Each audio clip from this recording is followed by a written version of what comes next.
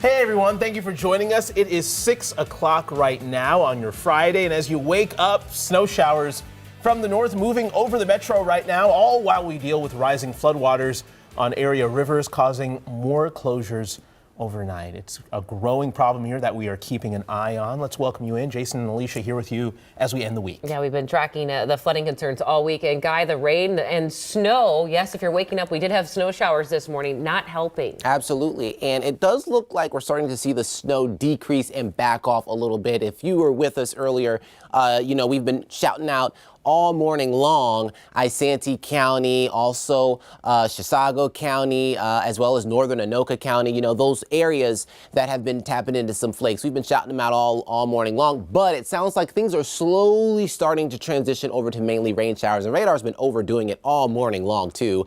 You can see to the south, just some areas with drizzle this morning, also some isolated showers kind of coming down maybe in the Burnsville area as well. Hastings looks dry for now. Baldwin also dry for now, but accumulating snow in northern Minnesota with winter weather advisory still in place through tomorrow morning. 2 to 4 inches of snow. I'm tracking it out. Alicia?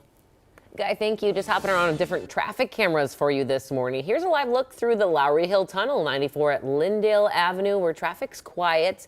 I was looking around for where those rain showers could be. Looks like we're sitting over New Hope. Might be seeing some rain coming down, maybe even some flurries, because as you look further west in the Plymouth area, the Loretto area, just a heads up for that. Well, hey, we needed to catch you up on a developing situation out of St. Paul right now. City officials are closing Fort Selling State Park in the next 2 hours because of flooding on the Mississippi. So check this out. Our photographer just got to the park a few minutes ago, and right now water is taking over parts of the park, as you can see here. The park will reopen once the water recedes, but the Mississippi isn't the only river flooding this morning. Jennifer Hoff has an update right now on flood conditions around the metro. Out west in Delano, part of the Crow River is rising, pushing the water up another half a foot.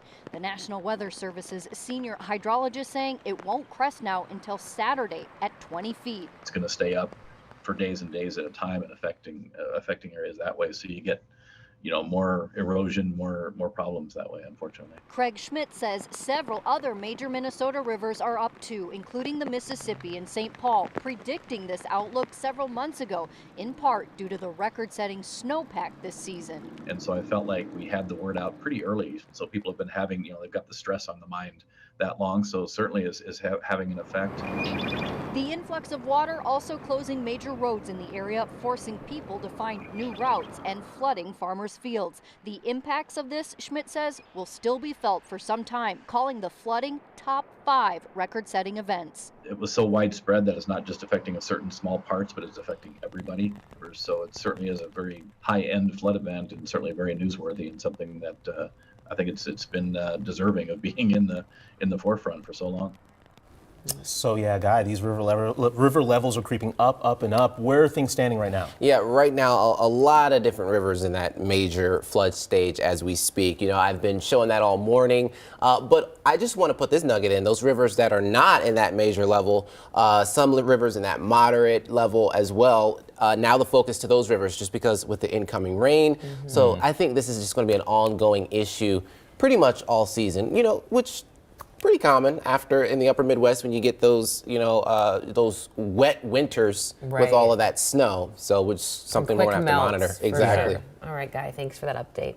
Well, it is a huge night for Minnesota sports fans. The Wild, the Wolves, and the Twins are all playing tonight. I got my jersey. You with your swag. I didn't bring mine.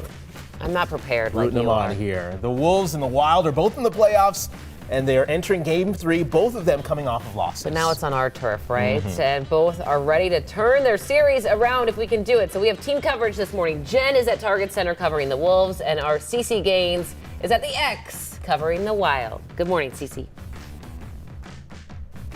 Good morning. I'm going to show you guys a new prop every hour. So I've got my shirt here, and I've got a sign. It says Grit First. And then, of course, we have the rally towel, right? Go Wild.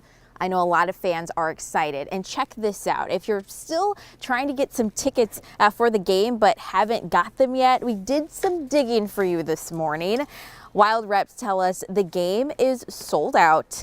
sad, but it has been for a while. But there are some verified resale tickets available. So for taking a quick look here, the cheapest ticket we saw was in the nosebleeds. The ticket was $150, and then of course the closer you get to the ice, the higher the ticket. But of course you can still watch from the comfort of your own home. Now, in case you missed it, the Wild will take on the Dallas Stars. Puck drop 8:30. If you want to have some fun before the game, Herbie's on the Park is having a huge pregame party. Party starts at 5 and goes up until 8, so just up until that puck drop. Party is free. There will be lots of entertainment, food, drinks, all provided by Herbie's. Now, coming up, I have my sign. Coming up in about 30 minutes, we're going to have another live interview this morning just talking about how excited the Wild are to bring back fans like you. But I also know that Jen's having some fun at Target Center. We'll toss things over to her. Yeah, what a Friday night here in the Twin Cities, right? We got CC at the X talking about the Wild, and here at the Target Center, big game for the Wolves. They're taking on the Nuggets at 8:30. Doors here at the Target Center open at 7. Exciting night. And here's the thing about tickets. I was looking over things earlier. They're pretty big. Like, it's going to be a full house tonight. So we're going to talk about that right now with Mike Grell. He's Chief Marketing Officer for the Wolves. Thanks for being here. Good morning, Jennifer. Yeah, good morning. Tickets right now, I mean, you're not sold out quite yet, but I was looking and it was like one seat.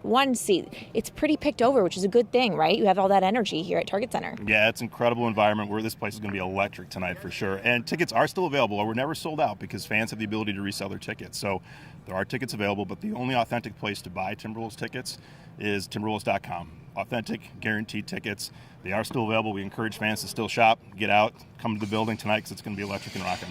All right, so still got a chance. They are still available. And hey, this is available too. You've got some new playoff merchandise. Can you tell us about it, Mike? Yeah, we've got a playoff collection. We love the Wolves back mentality, right? That's where we're at because we're in the postseason playoffs. So we've got a Wolves back mentality. The collection's available at timberwolves.com/shop or shop.wolves.com.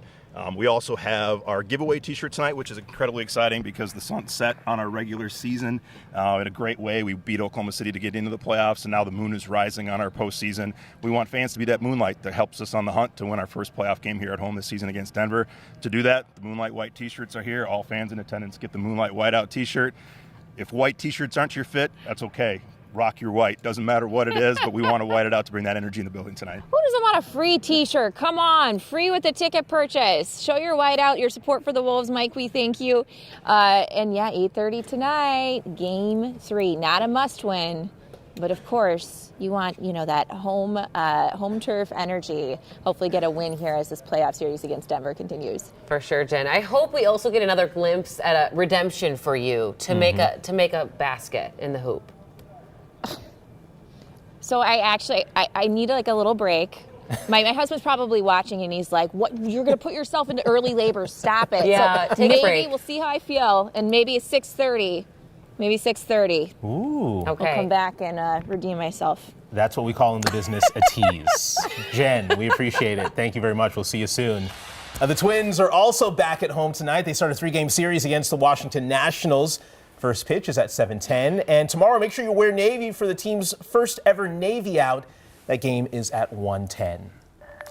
Well, switching gears here in the last hour, we've reached out to police in Minneapolis Public Schools for more information about a school bus crashing into a tree late last night. Yeah, it happened on Minneapolis' south side at 40th and Cedar. So we have video from the scene from overnight. We learned just a few hours ago 2 kids and a woman were taken to the hospital. They are expected to be okay.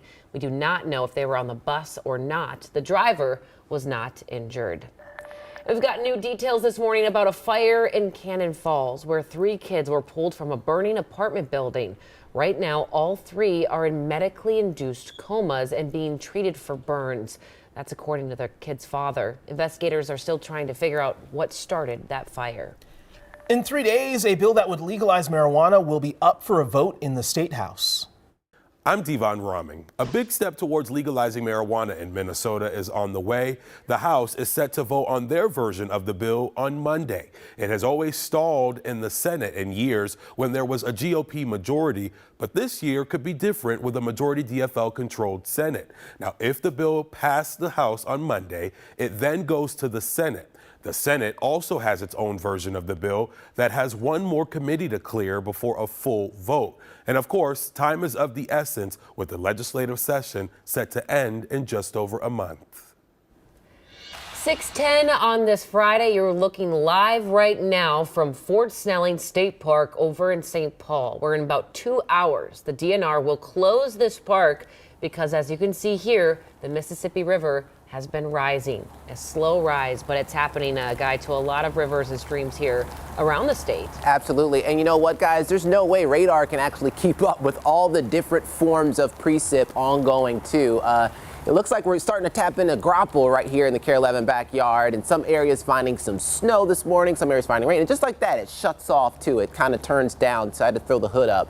But let's get into the bus stop forecast, because there's no way this graphic can actually let you know exactly where you live, what precipitation you'll find. But I would expect maybe some snow showers if you're living in the Chisago area, also northern Anoka, southeastern Isanti. I am starting to see that back off a little bit right now. Currently, however, just because of how fast the precip is kind of shutting on, shutting off, changing over to snow. I mean, temperatures are just right at that, in that magical range where we could see some snow and then cooling and then some rain showers in some different areas. So today it really depends on where you live. The snow showers are going to be very widely scattered, as we're finding right now. Now, northern Minnesota, highest chance for accumulating snow. As you start to make your way south of 94, again, just like a wintry mix. Nothing widespread. It shouldn't slow us down too much out there on the roadways, even though roadways are wet getting out of the door early this morning. So here's how radar looking right now. Again, kind of overdoing it in some spots with the snow showers. So I would just plan on wet pavement this morning. Here's a live look outside Damacoska. You can see the gray skies, temperatures in the upper 30s, and not even this data here picking up on precip. So it could even be dry where you live. Southwest wind at 14 miles per hour, but it does feel a little chilly on the skin too once you factor in the wind. All right, so here are the next 12 hours. Again, it's possible we could see some flakes, some snow showers at times throughout the course of the day, but as temperatures warm to the low 40s, mainly rain showers later on. For any Friday night plans, a couple flakes at times.